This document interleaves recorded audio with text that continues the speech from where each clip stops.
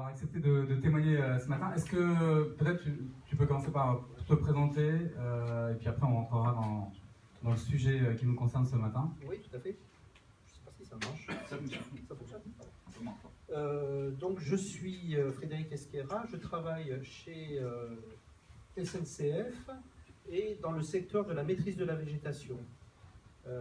Donc je ne vais pas rouler des trains, je m'occupe plutôt de l'entretien de notre réseau sur la partie végétale.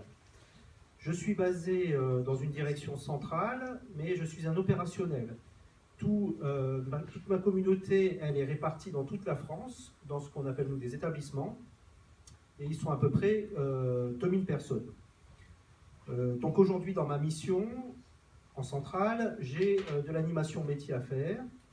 Donc j'utilise au quotidien le collaboratif et donc le réseau Yammer qui a été développé dans l'entreprise. Alors justement, j'imagine que ça fait pas 20 ans que tu utilises Yammer. Quand est-ce que le collaboratif, est-ce qu'il y a une date clé, quand est-ce que le collaboratif est arrivé dans ton environnement de travail? Alors effectivement, il y a un an, presque jour pour jour, jusqu'il y a un an, comment on fonctionnait dans l'entreprise? Enfin, en tout cas dans mon activité, on avait donc beaucoup de mails, évidemment, pour les échanges. On avait également un site intranet dans lequel on capitalisait les documents. Et puis on avait quelques forums. Un forum annuel qui finalement réunissait qu'une partie de la communauté. Je vous ai dit à peu près 2000 personnes, donc on ne pouvait pas réunir 2000 personnes, on en réunissait une centaine. Donc un forum annuel, et puis quelques forums locaux. Donc là, c'est plutôt des petits comités, un petit peu comme aujourd'hui. Trentaine de personnes réunies, voilà, c'est tout ce qu'on avait. Et puis en novembre l'année dernière, l'entreprise a décidé de se doter donc, de Yammer, de développer le collaboratif. Et donc on a immédiatement, moi, étant chargé de l'animation de ma communauté, j'ai sauté sur l'occasion, j'ai senti tout de suite qu'il y avait quelque chose de très favorable. Et effectivement, il y a eu finalement une vraie... on a fait un grand pas dans la modernité et en fait il y a eu beaucoup de changements grâce à Yammer. Alors, comment justement tu utilises, toi avec tes collègues, comment tu utilises aujourd'hui la collaboration? Oui. Qu'est-ce qu'elle t'apporte au sein de ton activité? D'abord, en fait, on va assister quand même à trois changements profonds, je trouve, dans le mode de fonctionnement. D'abord, on va avoir un changement de dimension des échanges, puisqu'on était auparavant sur des mails, donc c'était quand on avait un sujet, un souci, c'était une dizaine de personnes, de notre proche entourage qu'on allait consulter. Aujourd'hui, il y a 1200 personnes dans le groupe de ma communauté. Donc quand on poste une question, évidemment, ça suscite beaucoup de réponses, beaucoup de débats, beaucoup d'échanges. Donc on change de dimension. Après, on a changé de tempo aussi, puisque on avait des échanges ponctuels finalement. Aujourd'hui, c'est des échanges quotidiens. Finalement, on a une communauté qui est très impliquée, qui est très active, et on échange à peu près 5 sujets par jour. Donc, ce qui a fait une masse considérable d'échanges. Puis aussi, on a assisté à un changement de mode de fonctionnement. On est dans une grosse entreprise, avec beaucoup de strates hiérarchiques, et Yammer a apporté quelque chose d'assez direct, finalement, entre le top management et les agents sur le terrain. Dans ma communauté, c'est 90% d'agents qui sont dans la production de terrain. Donc là, les messages passaient en direct, en fait.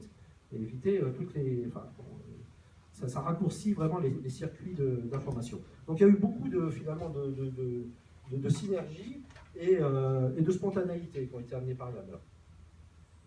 Après, comment je l'utilise moi dans mon activité? Alors, je vais employer l'image d'un cuisinier qui va faire un bon plat. Donc il met d'abord une petite dose d'informations descendantes. Ensuite, il va choisir une belle pièce, les bonnes pratiques. Et enfin, ce sont les convives eux-mêmes qui vont assaisonner avec beaucoup d'ingrédients locaux. Donc je vais expliquer un petit peu en détail. D'abord, la petite dose d'informations descendantes. Donc là, ce sont des informations générales. Donc là, du côté, ça c'est moi, vous qui vais faire cette partie-là. Donc ce sont des informations générales, des nouveautés qui concernent le métier, vraiment de l'information, des articles de presse, qu'ils soient internes ou externes, que je pêche à droite à gauche et que je rediffuse, mais toujours centré sur l'activité. Et puis aussi de l'info pratique, comme par exemple la vigilance météo, parce que ça, on a une activité nous, qui est dépendante de ça. Puis aussi parfois quelques messages managériaux, mais toujours très courts et toujours en vidéo, en fait. C'est un média qui marche très bien chez nous. Et à quel rythme? C'est combien de fois par semaine ou par jour? Alors, on a à peu près 5 sujets par jour, 5 sujets par jour qui sont échangés, donc ça fait, ça fait pas mal d'activités en fait. Après la petite dose d'infos descendante, il y a vraiment la grosse pièce qui concerne les bonnes pratiques. Donc là, le principe, c'est qu'on va vraiment à la rencontre des agents qui sont donc nos opérationnels sur le terrain, et on va leur montrer soit des savoir-faire, ou on va aussi mettre en exergue leur questionnement. Voilà. Ça, c'est très fédérateur en fait. Ils s'identifient tout de suite à tout ce qui est publié, puisque c'est eux finalement qui vont apparaître dans le fil Yammer, en fait. Donc ça, comment on fait ça? Alors, il y a quelques spécialistes qui vont aller expliquer, par exemple, une situation particulière sur le terrain, leur point de vue. Toujours avec beaucoup de vidéos ou des photos. On utilise beaucoup d'images. Ça peut être aussi des entreprises. On a beaucoup d'entreprises qui travaillent sur notre réseau, qui vont faire des travaux pour les aménagements paysagers. Donc, les entreprises, elles ont un savoir-faire également, qui n'est pas forcément le nôtre. Donc, elles, on va les faire témoigner. On va les faire témoigner sur, par exemple, leurs bonnes pratiques, les machines qu'elles emploient, ou bien les protocoles qu'elles mettent en place, qui pourraient être reproductifs chez nous. Donc, on part de l'exemple par les entreprises, par les extérieurs. Et puis aussi, ce sont nos agents eux-mêmes, en fait, finalement, qui témoignent beaucoup de leur réalisation, ou bien qui partagent leurs rex. Voilà. J'ai des agents qui se sont lancés dans l'éco-pâturage, donc mettre des moutons ou des chèvres sur les talus pour les entretenir. Ça marche bien. Donc ils ont expliqué leur processus, et puis ils montrent avec beaucoup de photos voilà, les résultats, l'avant-après. Voilà. Ça c'est extraordinaire, ça marche très très bien. Voilà. Et puis enfin, on a aussi... Ça veut dire qu'ils le font en situation de mobilité, ils utilisent vraiment absolument. Le réseau social, Yammer, c'est sur son téléphone, et Voilà. surtout dans un contexte comme le tien, où les gens sont sur le terrain beaucoup plus que voilà. ceux qui travaillent en centrale. Tout à fait. Ils ont à la fois, alors ils utilisent très simplement leur téléphone, et peu de vidéos, parce que ça demande des moyens un peu plus complexes, de montage, mais effectivement la photo marche beaucoup, et puis nous on est dans une activité qui est très visuelle. Voilà, donc tout de suite ça fait beaucoup réagir.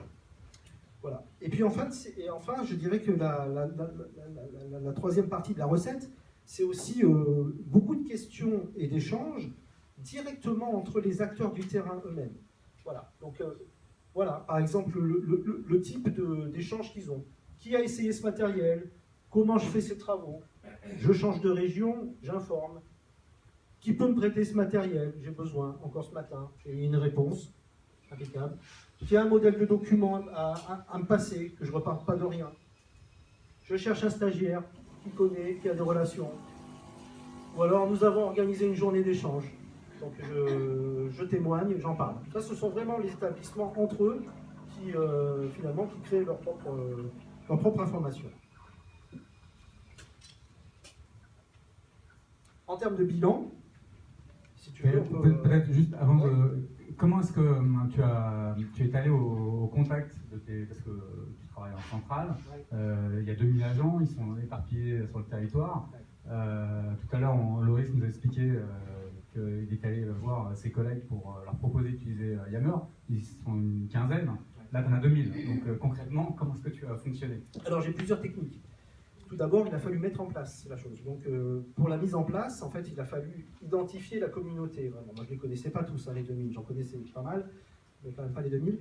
Donc, là, c'est un travail finalement de recherche dans les organigrammes, voir quelles étaient toutes les fonctions qui pouvaient être intéressées, qui pouvaient participer à notre groupe Yammer. Donc, il a fallu étudier les organigrammes et commencer à lister les gens. Et je me suis bâti en fait un fichier Excel où voilà, j'ai finalement tous les membres au moins potentiels qui sont dedans. Ça, c'est la première partie, identification. Ensuite, c'est un travail au quotidien. C'est-à-dire que par exemple, je vais dans un forum en local, je regarde un petit peu avant, j'essaie d'avoir la liste des invités, comme aujourd'hui, et puis je regarde qui sont déjà ceux qui font partie de la communauté. Comme je sais qu'on va échanger sur la maîtrise de la végétation, je sais que ce sont des gens qui seront potentiellement intéressés à faire partie de mon réseau, en fait, de ma communauté. Donc ceux qui ne sont pas dans le réseau, je vais les inviter en fait. Je vais leur proposer de venir rejoindre le réseau directement par la fonction d'invitation dans Yammer. Après, ils viennent ou pas, comme ils veulent. Il y a des réticents, il y en a qui n'y avaient pas pensé. Et voilà, on en récupère toujours quelques-uns comme ça. Et ce sont, bon, de toute façon, ceux qui viennent, en général, sont les plus intéressés. Donc ce sont ceux qui vont aussi contribuer fortement. Une démarche de prospection au départ. Ouais. Et surtout, c'est quelque chose que tu as fait depuis un an, tu continues à le faire encore aujourd'hui. Tous les jours.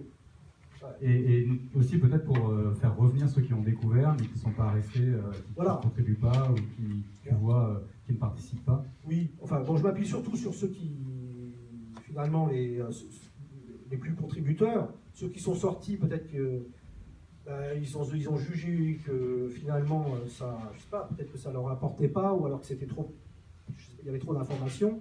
Bon, dans toutes nos entreprises, il y a quand même beaucoup d'informations. On a beaucoup aussi de presse, etc.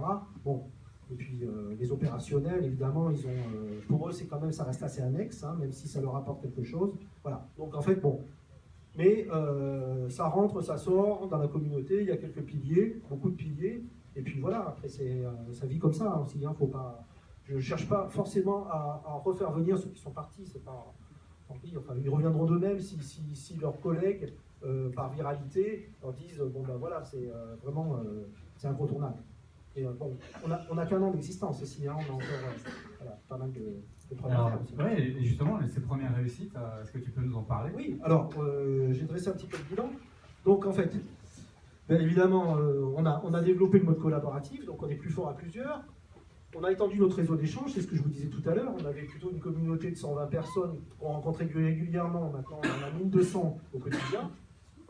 On a créé évidemment une très forte dynamique d'échange. Et puis, je vous disais, on a une information qui prend le circuit court. On a, comme mon collègue précédent a fait baisser la masse de mails, et ça, c'est bien connu. Il y a aussi quelque chose qui est intéressant, c'est que finalement, ces contributeurs en établissement, les contributeurs de terrain, grâce à Yammer, comme ils touchent une grande population, et puis des gens qui n'étaient pas dans leur périmètre d'avant. Parce que là, ils vont toucher tout le national. Avant, disons qu'ils en parlaient à leurs collègues proches, de bureaux, ou bien des établissements proches. Du coup, là, quand ils vont poster une bonne pratique, c'est tout le national qui le voit. Donc c'est assez satisfaisant pour la personne de voir qu'il est utile, finalement, dans un périmètre beaucoup plus large, utile à toute l'entreprise. C'est aussi un bon moyen de prendre le pouls. Nous, en centrale, on est toujours à l'affût de savoir quels sont les sujets qui intéressent le terrain. Donc, via Yammer, on voit tout de suite quels sont les sujets d'actualité, ou quels sont ceux qu'il faudra développer peut-être dans des forums, parce qu'on ne néglige pas non plus les rencontres face à face. Bon, ça, c'est justement très important, et c'est mon dernier point. Dans tous les échanges que j'ai eus, aussi bien ici que dans tout négliger les échanges humains. Voilà. Donc, il est à la fois créateur de liens, puisque des gens font connaissance les uns des autres grâce au réseau. Ouais. Et ces liens, il faut les nourrir par des échanges en face à face. Yammer, finalement, ce que tu me disais, c'est que ça donne de la persistance à des liens qui sont créés plus ponctuellement dans l'année. Tout à fait. Et puis, voilà. Et puis, en même temps, ça permet aussi de 5 sujets par jour, c'est beaucoup. En fait, les gens, je ne pense pas qu'ils pensaient finalement à 5 sujets différents dans leur quotidien. Ils sont beaucoup pris dans leur production. Donc du coup, voilà, ça leur ouvre un peu les synapses. C'est extra, quoi, en termes d'innovation, d'avancée pour l'entreprise. Je crois que vraiment, nous, on en tire beaucoup parti. Et je crois que c'est ce que nos membres reconnaissent, finalement, et c'est pour ça qu'ils aiment notre groupe. Un dernier mot de conclusion En fait, j'en ai deux, Oui. si tu veux bien. En fait, c'est deux remarques du terrain. La première qui tombe sous le sens, c'est nous, on croit en l'intelligence collective. Et effectivement, avoir 1200 membres, et dans le futur 2000, c'est de l'intelligence collective, sans aucun doute. Et puis la deuxième, c'est une réaction spontanée, pareil, d'un agent de terrain qui m'a dit, bah, en fait, comment on faisait avant sans le réseau social, sans Yammer? Voilà, il fallait tout dire, hein, il a vraiment vu l'intérêt. On ne peut plus couper Yammer maintenant.